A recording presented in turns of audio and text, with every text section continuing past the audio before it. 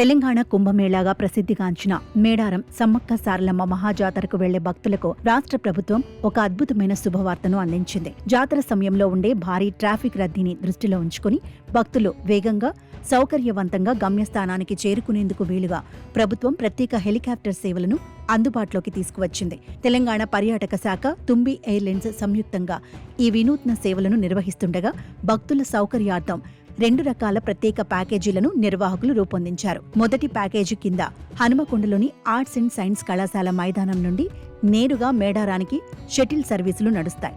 ఇవి భక్తులను జాతర ప్రదేశానికి అతి తక్కువ సమయంలో చేరవేస్తాయి. ఈ రౌండ్ ట్రిప్ సర్వీస్ కోసం ఒక్కో ప్రయాణికుడికి ధరను 35,999గా నిర్ణయించినప్పటికీ ముందుగా ప్లాన్ చేసుకునే వారి కోసం జనవరి 23 లోపు బుక్ చేసుకుంటే 30,999లకే రాయితీ ధరతో టికెట్లను అందిస్తున్నారు.